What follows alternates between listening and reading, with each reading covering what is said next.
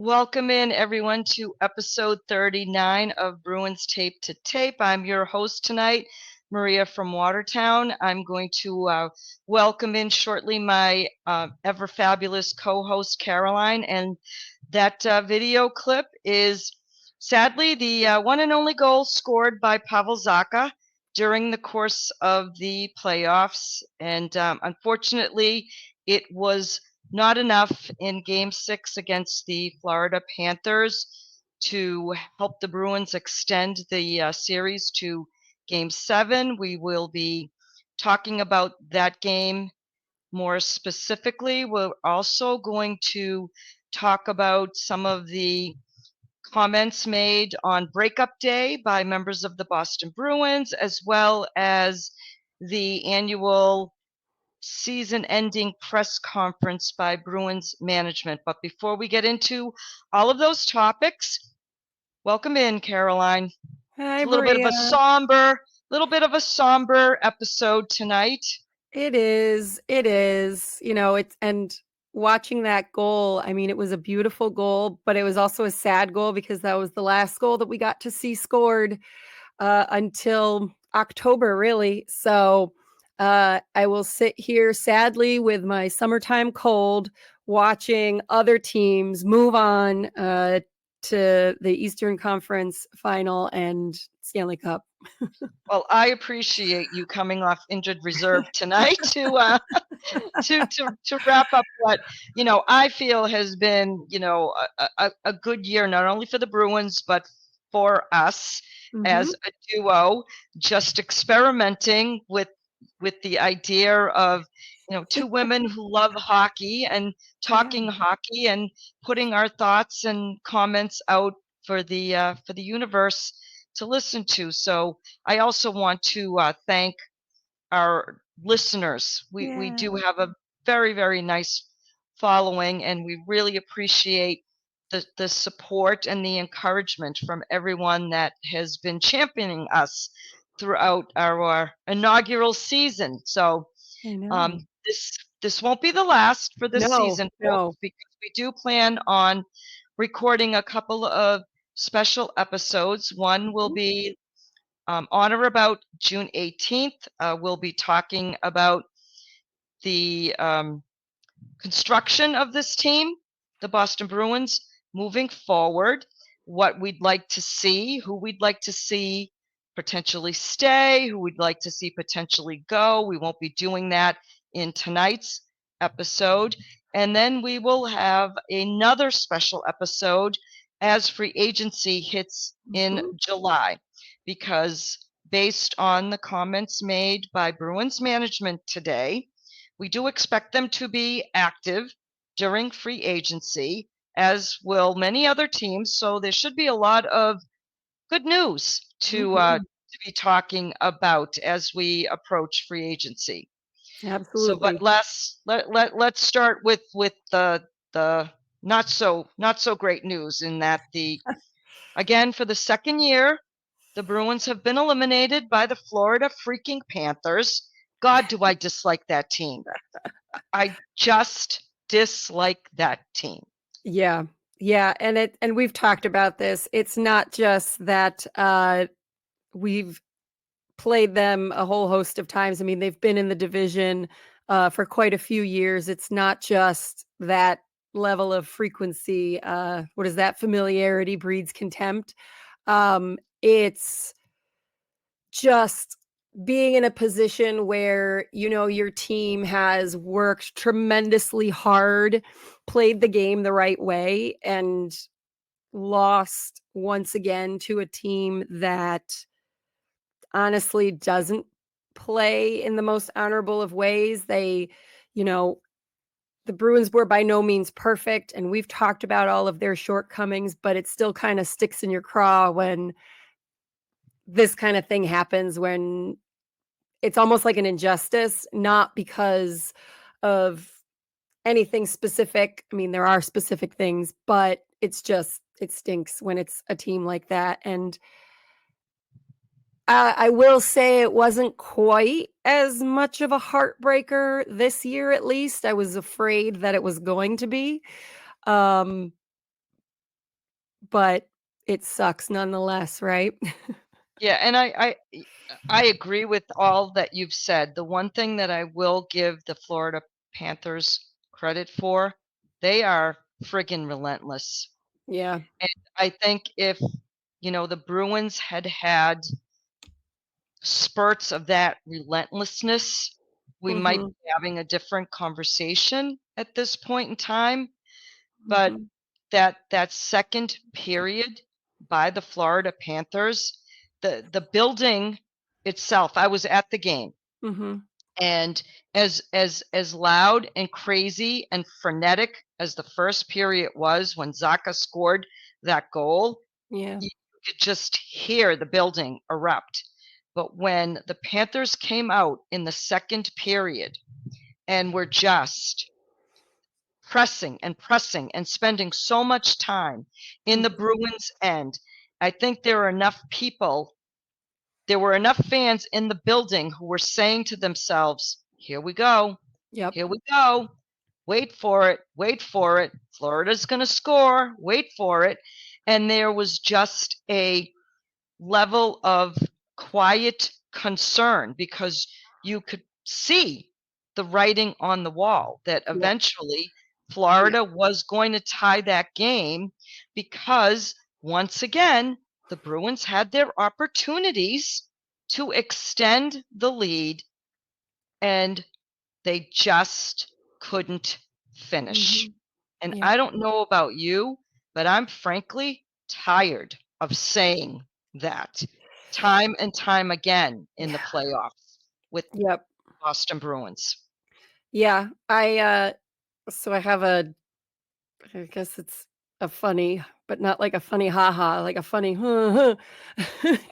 ongoing joke with my dad where we will often say at the end of the season or as we get closer to the end of the season, all right, if the Bruins don't go all the way, what's going to be the epitaph on their tombstone for this season at the end of the day? And uh, in previous years, it was here lives the 2022 Boston Bruins. They couldn't clear the puck, right? This Oh, year, and it wasn't on the epitaph last year, but it's not the first time it's been there. The 2023-2024 Boston Bruins, they just couldn't finish. There's a lot of times I think as the optimist, I like to say, "Man, it's really just bad puck luck." But this kind of went beyond because it this was a level of bad luck that no longer you can't just say like, "Oh, that's just bad luck." Like, why does that keep happening? It's the same thing over and over again, right? It's how many breakaways did they have in this series because, you know, Florida's it, relentless approach at throwing pucks on net would often result in the odd man rush correct. in Boston's favor Correct. going up the other way, and they'd either have the odd man rush with, 2 on 1, or they would have just one guy, and every single one of them, except for finally Pavel Zacha in the last game, like, none of them could convert. That's more than bad luck, right? For it to happen at least 5 times in a series, 3 at least in a single game. So, sadly, this year's epitaph, they just couldn't finish. And you know what? This team or whoever the makeup of the team will be in the fall, which we Mhm. do expect it to be different, Yep. they need to friggin' figure out how to win at home because Yeah. this the Boston Garden should be a house of horrors or the TD Garden. It really, really should. Yeah, And yeah. I don't understand why it is that these players start pressing to the degree in which they press at home. Mhm. Yeah, And it's not a small sample size any longer. in the presser today, I think it was Cam who had mentioned Cam. this, and this wasn't the Yes. first time that I've heard this. I think I heard it on an episode of 32 Thoughts where the notion of the home ice advantage, which like it's not just a gut feeling, like it's actually measurable in statistics. Uh, it seems to be disappearing. And Cam even had, thrown a number out there. I did not go confirm. Like I said, I was laying on my couch today because so I was not going to be going and looking that up. But that he said that all teams across the league actually had a sub 500 record at home. Um, and there have been a lot of theories about why. I think the one that I heard on 32 Thoughts or somewhere else, it was, well, all these arenas look exactly the same, that the ice is the rink itself is built the same way and they have all the same standards and there's none of that individual character that you would have had at like the Boston Garden versus Madison Square Garden versus, wherever. And to some degree, yes, but I also do think that playing at home wasn't just because you had the advantage of maybe a rink that was a little bit different. Because, I mean, it's been a long time where pro teams have been practicing not at the rink. So, physically being used to this particular rink area, like they don't have tons of time there, right? They're practicing at Warrior, they're practicing, at whatever an offsite facility. So I think there's still that kind of intangible piece of playing at home that should still give the home team the advantage, the energy, the crowd. Like we all know when we watch a hockey game, when it is loud, no matter if you're at a college game, a pro game, whatever, when the crowd gets into it and it is deafening, it absolutely impacts the game on the ice, and the, the fans at TD Garden are just as enthusiastic and loud and excited to be there this year as they have ever been. So it's not that. So I don't know what to make of that particular record. I mean, the home advantage Yeah, for I playoffs still makes no have a sense. hard But time buying it because they put so much emphasis on mhm, having home ice advantage, right, particularly for matchup purposes. right. But then So why? But if this is happening to all teams across the league, it's weird, right? Like, I don't doubt that it's happening. I've heard it enough times at this point. I mean, I can certainly go and look it up, but I have heard it from trusted sources at this point that I feel like I don't have to look that up. So it's a weird yeah, thing, and it's no, and a lot of people frustrating to say the speaking least. to it recently. Jim Montgomery spoke about it. Cam Mhm, Neely spoke about it.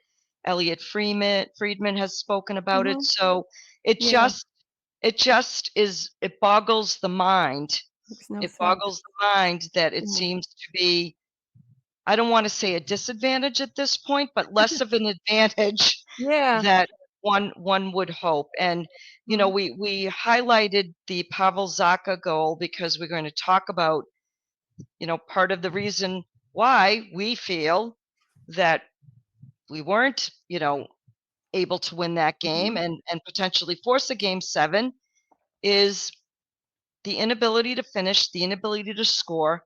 That was Pavel Zacha's first goal in, and his again, I didn't look career. this up. His Was it 20 plus playoff games at this juncture?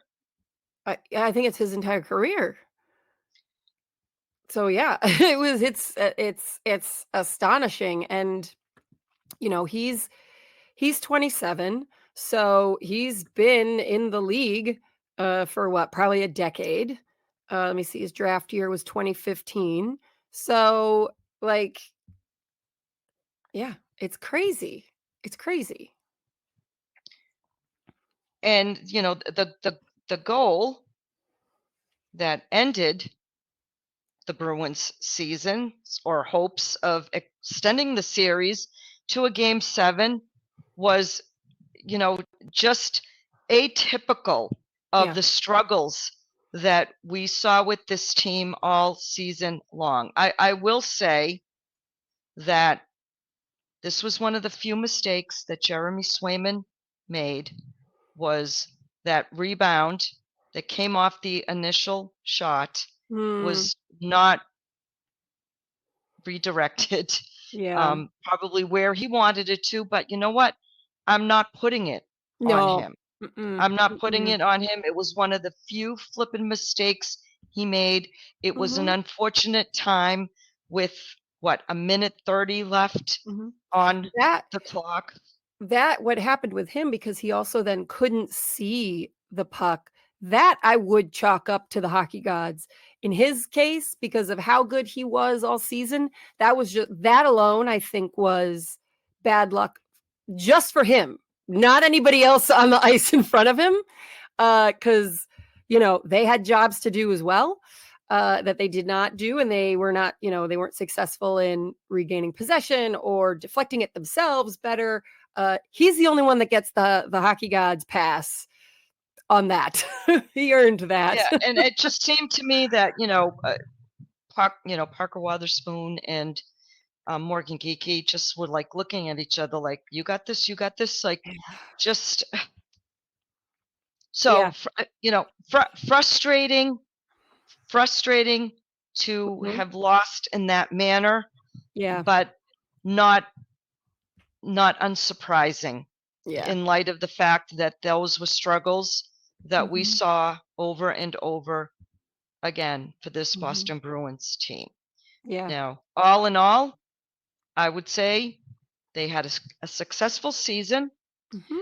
My expectation was, once I saw the construct of this team and how they were playing and the fact that they were a good hockey team all season long, Mhm. I wanted them to get out of the first round of the playoffs. They needed to Mhm. show me, this coach needed to show me that he could get this team out of the first round of the playoffs. Mhm. And they did that. Yeah. Now, having said that, when you then get to the next round and you see that, there's an opportunity, there's Yeah. potential, if you play to your strengths, that you can give another team a series and possibly force a game 7. Was I disappointed? Yes, I was. Sure. Yes, I was. Mhm. Because when you think back to the other games in this series, coulda, woulda, I guess, coulda, woulda, Right. shoulda. Mhm. Could they have Yeah. forced 7 games? They might have been Maybe. able to do so. Yeah. I mean, you always look back and you kind of wonder if this one moment changed. We did that a lot last year when it came down to um, Monty's coaching decisions during this series last year. And like, he really should have changed out goalies at, what was it, game 5 or whenever it was now. I try not to remember that series. Mhm. Um, this year, I think for the most part, I think he did a good job. I will give him, if we're doing pass fail, he passed. I think he made a couple of questionable choices over the 2 rounds, but on the whole, I don't know that anything that he did, I would have said, like, "Man, he really shouldn't have done that. That screwed everything up." I think ultimately what changed the game, and the whole series rather, was game 4 in Boston and the whole goaltender interference debacle. Now, I'm not saying that Boston would have won that game. We don't know. Um, but that is a moment that completely changed, I think, the direction of this series. I think maybe because I think, first of all, Boston scored first in that game. When they've scored first, they have a tendency to win. They were playing very well that night, and I think they had a more than fair chance at winning that game, and if that situation didn't happen, and they had won that game, I think we would have at least gotten to a game 7, and then who knows? Like, again, I don't know. Based on how everything was happening after game 1, I mean, if the team that showed up at game 1 was the same team that showed up at least 1 or 2 more times, I would have stood by my prediction of, yeah, the Bruins can beat them. Look at how they've played in game 1. But that we never saw that team again. They didn't come back. So we were left with a team that, like, they did okay. They didn't, especially in game 6, I think there was a lot of really good, healthy debate in our Discord about the quality of that game for Boston. I would have probably given them like a B minus. And I think they were lucky to make it through that game with that B minus, because I don't think that Florida played particularly well. I think Florida played at a B, and they just happened to win. I don't think either team looked dominant in the game. They had their moments, like you said, Florida had come in the second period with energy. Like, that's what you do in a normal game, but they didn't come in and like eviscerate Boston, So I think that's the other thing that was a little bit dissatisfying with the way that this series ended for me, was it didn't seem decisive. Like, that wasn't a decisive victory for Florida over Boston, right? They didn't come in and they didn't crush Boston. And Boston didn't just roll over and die. So that's kind of what I found it to be, just like, they just went out with a whimper, I guess. Yeah, disappointing to say the least, because obviously you always want to see your team keep going. But on the whole, I think my hope at the start of the year was, let's just get a wild card spot. Totally happy with it. Somehow we managed to have a team that bounced back and forth between first and second place, not just in the conference, but in the league somehow. Not in any sort of, again, decisive, definitive way, just they somehow fell into it. And I think that's really how I would describe that whole season. Really, it was bizarre, and they kind of just fell into these good opportunities, and sometimes they took advantage of it, sometimes they didn't. Um, but we crushed the hopes and dreams of the Toronto faithful for yet another year, and we've which made led it to the back. coach being fired. But Who, breaking news this afternoon, this was hired afternoon, in New Jersey. So Sheldon, nobody recycles coaches better than the NHL. yeah, right? It's unbelievable. You got Lindy Ruff going back to Buffalo. Yep, Sheldon Keefe winds up with New the Jersey. Devils. Craig Craig Berube is Berube. now the coach of the Toronto Maple Leafs. It's Yep, yeah. where's Claude Julien? Where's Claude I don't Julien? know. I don't know. My God. So I'm happy. I'm happy on the whole. It's just kind of hard to be like super ecstatic because of the blah way that everything kind of petered out. So, um, Well, this yeah. leads into the breakup day and Mhm. the season-ending presser, because there are things that I think we all saw with this Bruins team this year that we all know there need to be some changes Yeah. made. You Yep. know, we the team needs, you need some higher end elite, more elite talent. Mhm. I don't want to say, and I'm not going to say that this team is not talented, Yeah. but they're having talented players playing in roles that they shouldn't Right. be playing in. Yeah. And I'm specifically talking about, the Pavel Zakas, the Charlie Coyles. Like, let's just call a Even Jake spade a DeBrusk. spade. Jake Right. David Krejci David Pastrnak. I'm thinking back. David Yeah. Pastrnak needs Yeah. a supporting cast that Mhm. is more than Morgan Geekie or Yeah. Pavel Zacha or Yeah. Charlie Coyle. I'm sorry. People can say he disappears in the playoffs, and the statistics bear that.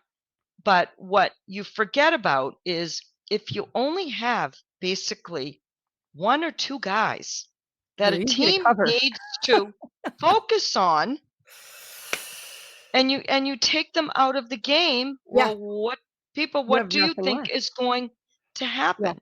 You Yeah. don't have much else left in the well. Right. And it's one thing, yes, Boston had excellent depth scoring, you know, down the line. Fine. Yes. We're also not saying that there was no other scoring. However, what Boston struggled with was situations where they would have benefited from having basically 2 David Pasternaks on the ice because the teams then could not neutralize both of them, right? Your Correct. maybe here's a wild thought, maybe their special teams power play uh stinks because you have one guy out there on one unit for 2 minutes.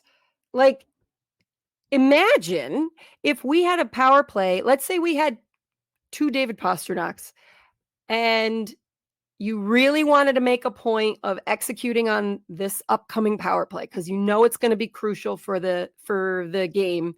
Oh, I don't know.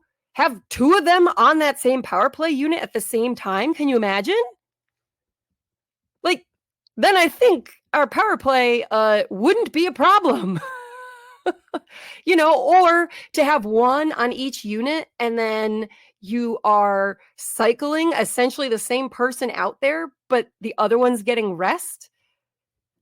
Like, they need some of that, and it can't be.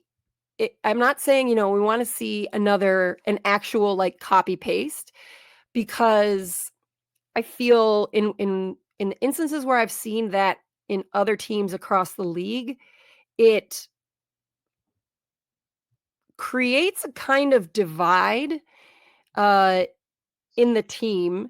And I don't mean like quite literally, although in some cases it does. I do mean that, where it's like an us versus them and that there's no meshing of the team. Like, I don't know enough about Edmonton to know if that's kind of what that situation is out there, but like as an outside observer, when I look at Edmonton, I see McDavid and Draisaitl and everybody else. And it doesn't seem to me like they don't appear to me to be a cohesive team. It's those 2 guys and the other guys, and the others can kind of come and go, and it might not really matter and whatever, right?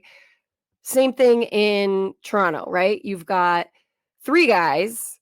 It's the 3 of them and everybody else, and it's there's no cohesion. I've said this before. I think that Don Sweeney needs to take a good hard look at what they've done down in New York, because I think that the Rangers have actually done a phenomenal job with developing an elite core of players who fulfill different kinds of roles and positions on the team, and are therefore very integrated with the rest of the team. I don't look at New York and think of those 5 guys, Panarin, Zibanejad, um, I'm sick. I can't remember the rest of them. I'm going to watch them in a few Yeah, minutes. no, But no. We are going to you watch know what them I in a mean? few Like, minutes. Yep, yep. and I think actually I probably could not name them all off the top of my head when I'm not sick, because like when I look at the Rangers, I don't think of those core guys and the rest of the team. So you got to find a way to build a team that has those elite players who can perform in different ways, who are well integrated, throughout, right? A mix of forwards and defensemen, right? Adam Fox, that's one, of course, I can't forget him Yep. because everybody compares Chucky and him. So I Trouba, true um, well, I Brian don't Lindgren. know. I know what you think of him. Say what I you know. will, but But and I say what you kinda will. actually the funny thing is, and I know someone's probably gonna be, yelling this, at the screen when they hear me start saying this, 'cause, a year ago when we were saying like, "Oh, who's gonna be the captain?" And there was a whole discussion of like, "There shouldn't be a captain." A couple of years ago, that's exactly what the Rangers did, and they had those 5 guys all wore A's, and then, of course, there was a captain was eventually named, and those are the 5 guys who are that core who have integrated so well, and you kinda wonder, was it them all being A's that made them and this team this way, or were they just made A's because they were already like that and already doing that for their team? So, like, I think John should take a look at what they've done down there because I think what they've got is, really special and something that other teams who are looking to, get an advantage in their divisions, should look at, and I think Boston should definitely look at them and not this two-player model because I don't I don't care for it, and I don't think it's on brand for Boston either, quite frankly. No, and I don't think it's sustainable in No, the league, no. in the league, particularly with the level of Yeah. parity Mhm, that we've seen throughout the course mhm. of this season. And we do need to give Don Sweeney, a little bit of credit because, as we all know, I'm they not went used to all. that still. I know, and I'm not either. Trust me. But they did. They went all in Yeah, last year because they were having a hell the of a most year. historic season in the Mhm, history of the league. So he did what was necessary to give the team all of the mhm, weapons that were needed. Now, did that come with a penance of sort? Yes. And you paid that penance this year because you were mhm. handcuffed with what you could do. Yeah, Now we're heading into a new year. So now Dawn, Cam, Charlie, they've been you've handed seen, dad's credit card. okay? Go You've Wild. you're going to have money now to spend, Yes, right? You're going to have some 30,000,000. money to spend. You presumably have seen what it takes to be a Mhm. playoff Stanley Cup contending team, i.e., look at the New York Rangers, look at the Florida Panthers. Yep. I'm not really paying attention to what's going on in Out west, yeah. the Western Conference, but my understanding and what I read and hear is that Dallas Star team is as advanced as you can get Mhm. with pretty much 4 solid lines up and Yes. down their roster. Mhm, and phenomenal goaltending. And right, good, Right. yes, very, very good Yeah. goaltending. So let's see how they map out Mhm. the plan to improve on their deficiencies that we Yep. all saw Yep. and it just wasn't in the playoffs.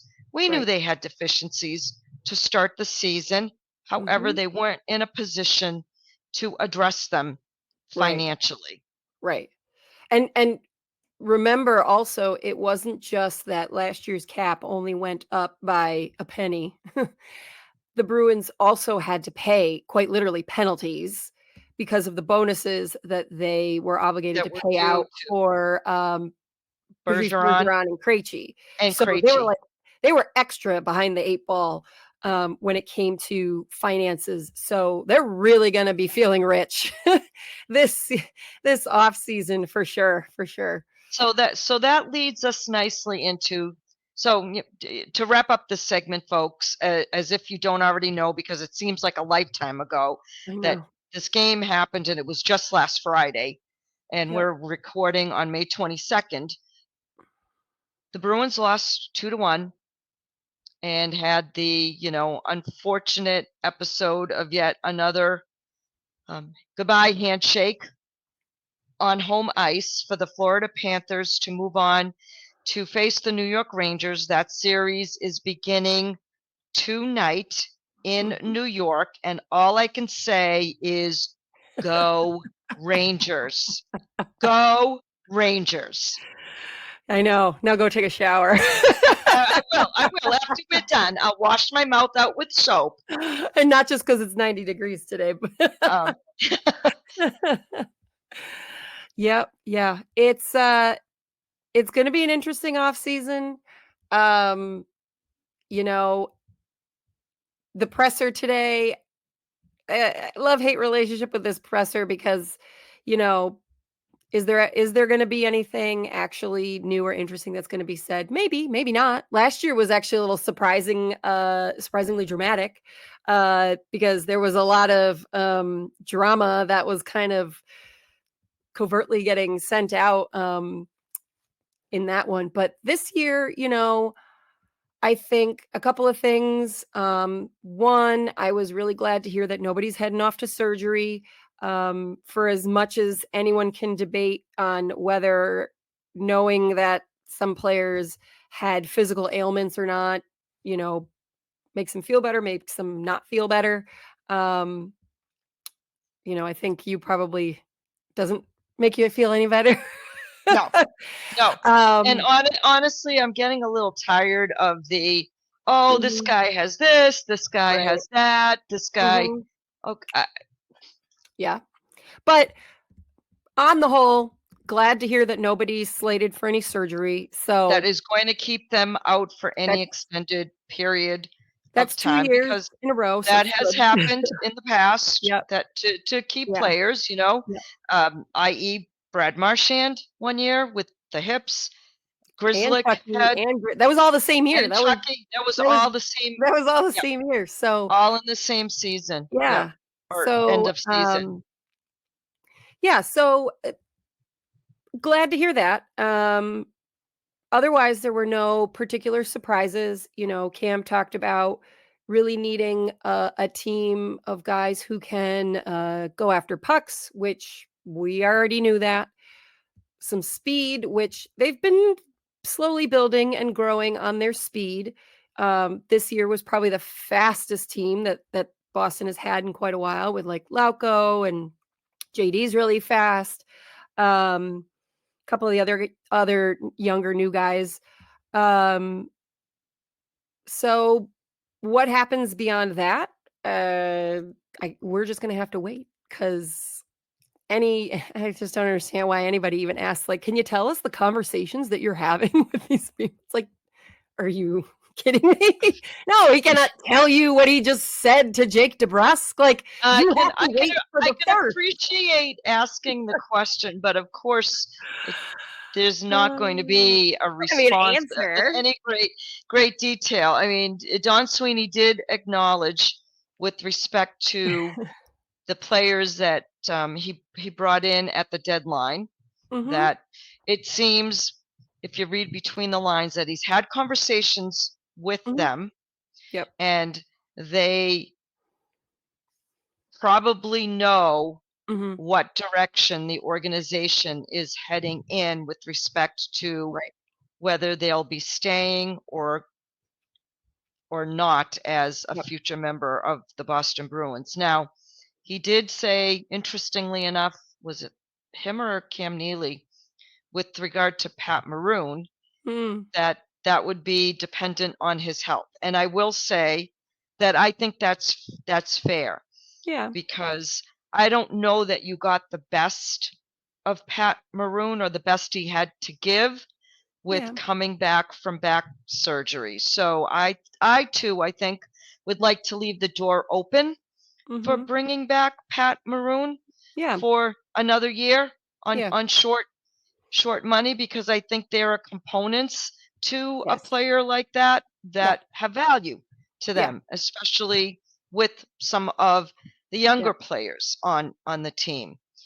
Yeah, and Um, not just, again, those off ice things that someone like him brings for those younger players, but quite frankly, even on the ice, I mean, I certainly noticed when he was playing, because of his reputation and obviously what he still will say and is willing to tango with anyone out there on the ice, that people were cautious and thoughtful when it came to, am I going to drop the gloves right now?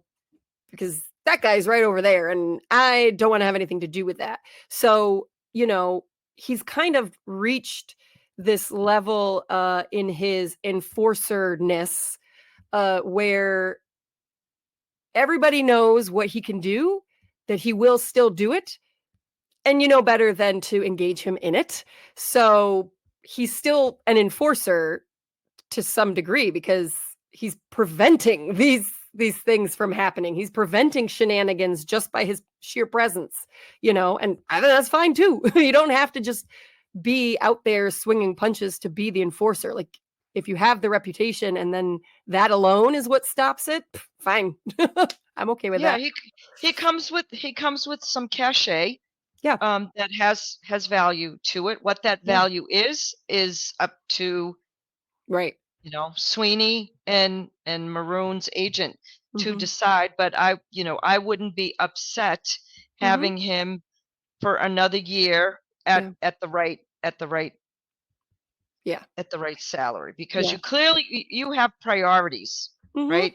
That we haven't sure. talked about the big elephant in the room as of yet. Two elephants, Two gigantic elephants. two gigantic elephants, and honestly, I don't know how Cam Neely will implement his plan of getting faster and wanting more players that win 50-50 battles if you can't figure out where you're going with your goaltending tandem Yeah, and where you're going with Jake DeBrusk. And those are two big, big pieces. There wasn't a lot of, to me, of any significance that came out of this season ending press conference. Yes, we know Charlie said, right, everyone's keeping their jobs. Neely's not getting fired, Sweeney's not getting fired, and Montgomery's not right, getting fired. right. Interestingly enough, when Montgomery was asked about other coaching staff changes, there wasn't a real direct response to Yeah. that. And I, for one, whoever constructs and works with the power play unit, pack Mm. your bag, get out, because Yep. you suck. Okay. Mhm. Yeah. Yeah.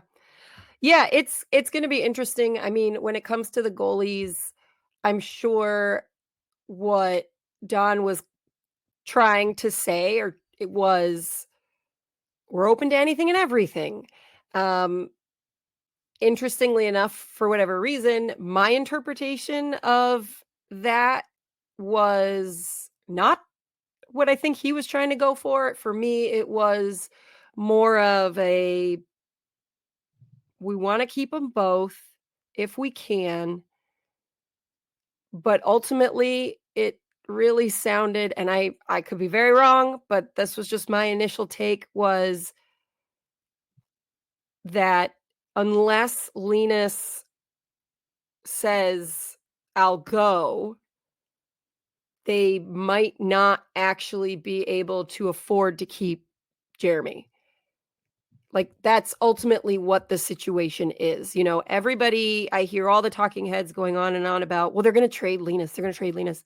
You don't know that unless there's something that you're not saying. But at the end of the day, if Linus says no, he's got a 16 This is team right. no trade. If he says And it no, drops to 15 on July 1, but that's still that's like still half literally the half the league. league. That's half Yeah. the league. And he still has to then, well, I mean, whatever, like, he has to still be amenable to it, and he kinda controls the situation moving forward, and I don't know, maybe it was because I didn't hear Don say was, you know, "No question, we're gonna keep the band together," right? Not that I think he would have, but still, because he didn't, and knowing that situation, I don't know, I kinda interpreted it as, "We'll see if we can afford Jeremy." Oh, see now, I'm looking at this a little bit differently based on Yeah. Donnie's comments, because I'm Mhm. looking at, some tweets that were put out by some of the regular guys that, and guys and gals that we read and listen to that Yeah. cover the team. And this is from Ty Anderson, where, he asked, so I think Ty asked a direct question about tying up some potentially significant amounts of money in Yeah. two goaltenders, Yep. because, you know, Jeremy Swayman is going to be due a significant salary. You're looking at a guy who, should his salary should double based Oh, on what he did in the playoffs. easily.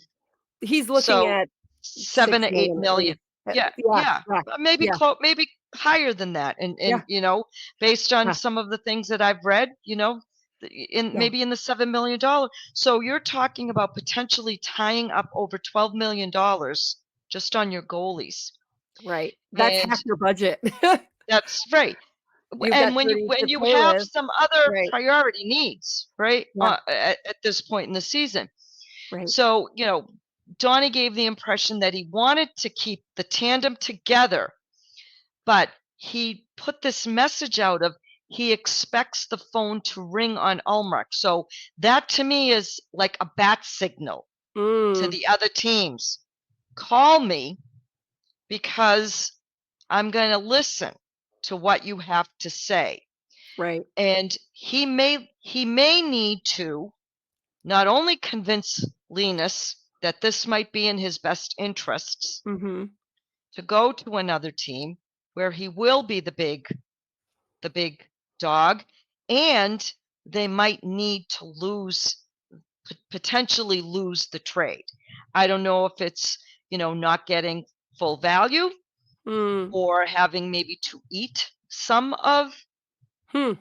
the money. That's how Mhm. I interpret it, because I Hmm. don't see how in the real world you can keep both of these guys, because the last thing, honestly, that I think they want to have happen is, number one, have Swayman potentially take them back to arbitration again.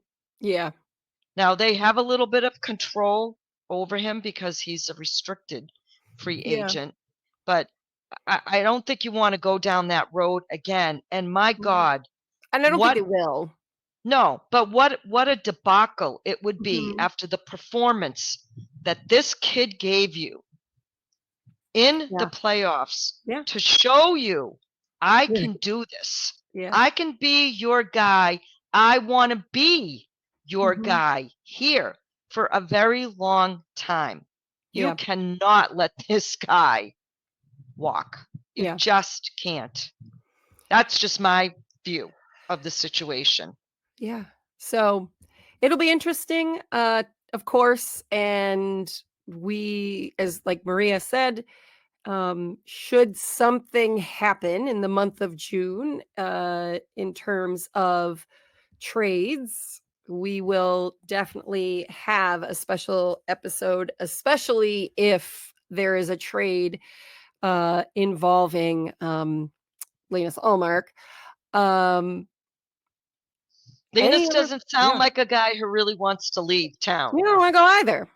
No, No, no. no. And folks, if you haven't heard some of his comments, you can, it's very easy to Google, or, go to 98.5 and read, articles written by Ty Anderson, or WEEI, articles Yeah, written by Scott has McLaughlin. no intention of leaving. He That's wants to clear. stay here.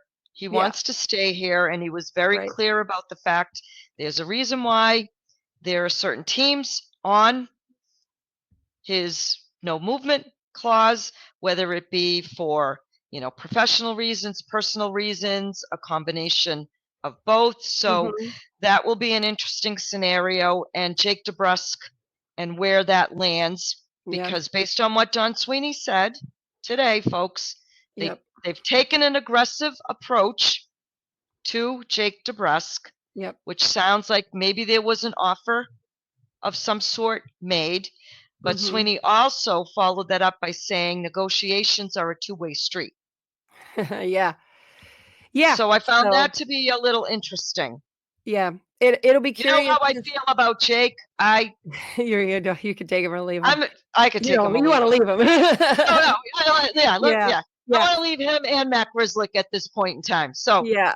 So I that it's gonna be curious to see what goes, down with Jake because, it reminds me actually a little bit also of last year's situation with Bert if the negotiation, some of that hardball negotiation that maybe is happening from the agent, um, which, we all saw how Bert's agent kinda screwed up on that one. Um, misjudge the market. yeah, so it'll be interesting to see if, this agent does the same or not. I don't know. We'll see. It'll be interesting, of course. Um, any other final thoughts that you have? Yeah, my final thought, which I think, we glossed over it, and I want to get your take on it before we move on. But we typically do our stick taps and penalty box, Yeah. and that final game, there weren't a lot of stick tacks because they lost No. game 6, right? Right. You only score 1 goal, Yep. and when you're struggling to score goals, there's not really a lot to applaud you for, other than Jeremy Swayman, who was just the brightest star throughout this playoff run, and Yeah. frankly for the entirety of the playoffs until the Bruins got eliminated. Mhm. The best player in the playoffs until that moment in time. But the Mhm. penalty box for me is, once again, the Bruins had another too many men on the ice penalty in that game. And Yeah. I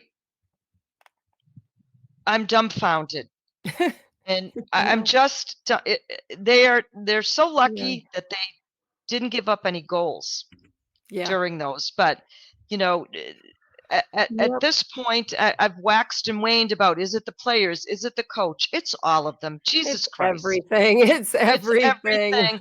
And again, apropos to how that series played out with the, Yeah. you know, mental mistakes as well as the inability to capitalize. So clearly a lot of work that needs to be done, both from a coaching Yeah. standpoint still, I think, and Yep. from a player standpoint. Yeah. I think the slogan of the second round was, "Are you kidding me?" Mhm. I feel like I said that multiple times every night. "Are you kidding But me?" bright spots though, was Yes. again Jeremy Swayman. Mhm. I think Mason Lohrei, there's a lot Ah, of potential. phenomenal. There is a lot of potential there, and I think we all knew that to start the season and had Mhm. hoped that maybe he'd get the opportunity to grow and develop in the Yeah. regular season. But now I think it's time for the Bruins, to cut ties with the likes of the Derek Forberts and the Matt Grizzlicks and, Mhm. maybe even the Kevin Shattenkirks. I mean, Yeah. you've got to see what you Yeah. have in players like Lohrei, Yeah. like Beecher, Yeah. like Matt Poitras, Patra, yeah.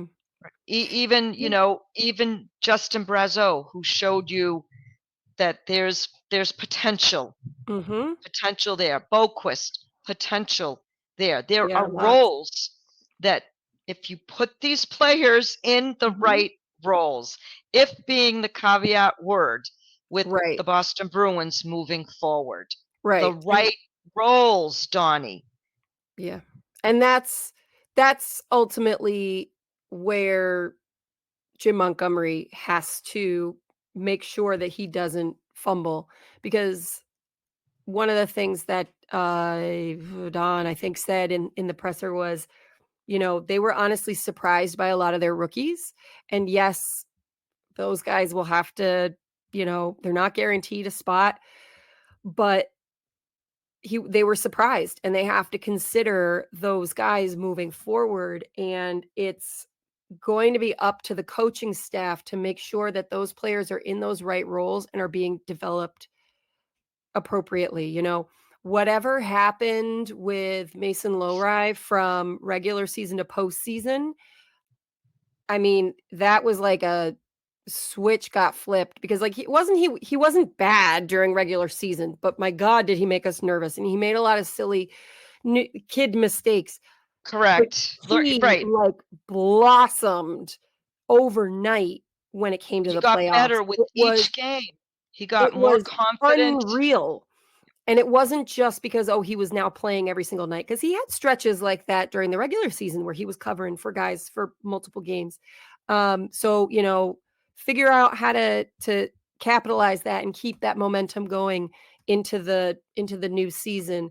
With Beecher, he's an interesting one to me because I guess, we've heard not just on other podcasts that we listen to, but in the news media and we see it in how he gets sent down, that there are things about John Beecher that are not meeting expectations of the coaching staff.